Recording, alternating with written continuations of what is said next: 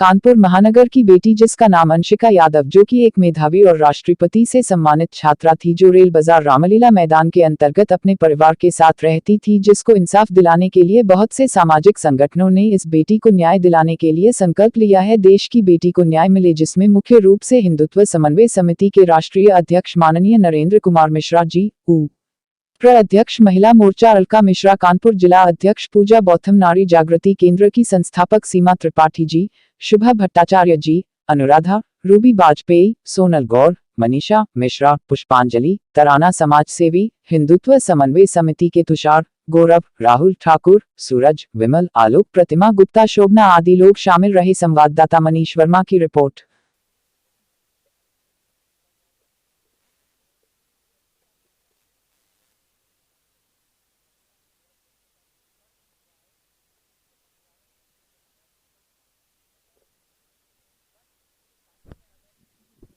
सहयोग किया, हमने भी पुलिस प्रशासन का उतना ही सहयोग किया, लेकिन बाद में पुलिस प्रशासन उन आरोपियों को बचाने की कोशिश कर रही है, क्योंकि उनमें से 2 बच्चे पुलिस वालों की औलादें हैं।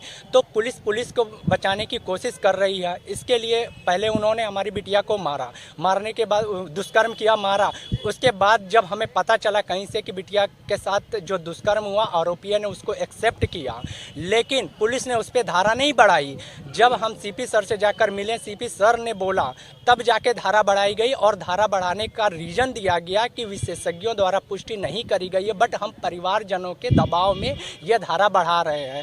परिवारजनों के धारा में क्यों? परिवारजन तो बोल रहे हैं कि तुरंत आप फांसी दे दो आप। जब आपको धारा बढ़ानी थी तो धारा में सीधे सीपी सर ने पूछा, डीसीपी सर से, उन्होंने बोला कि हाँ, मुलजिम ने एक्सेप्ट किया है। आपको लिखना चाहिए था कि मुलजिम ने एक्सेप्ट किया, इस वजह से हमने ये धारा बढ़ाई है। आप क्यों फेवर ले रहे हैं? क्या रीजन है इसके पीछे? क्या रीजन है? बताइए, आपके साथ इतने संगठन के लोग और इतनी जनता, यहाँ तक कि लेडीज, लड़कियाँ, सब लोग आपके साथ हैं।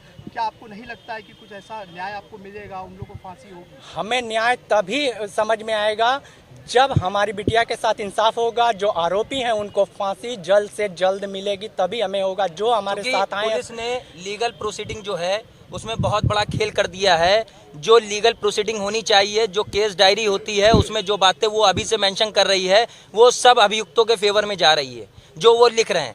कमिश्नर साहब ने पूरी जानकारी ली डीसीपी से। डीसीपी साहब ने कमिश्नर साहब को बताया कि कन्फेस कर लिया है अभियुक्तों ने। उसके बावजूद केस डायरी में 376D बढ़ाते समय लिखा गया कि परिवार वालों के दबाव में 376D बढ़ाई गई है। इसका बिल्कुल फायदा मिलेगा, ये आप भी समझ सकते हैं कि अगर 376D बढ़ाई गई और उसमें यह लिखा गया कि परिवार वालों के दबाव में बढ़ाया गया, तो जाहिर सी बात है कि वो उनको बहुत बड़ा कोर्ट में कल को फायदा मिलेगा।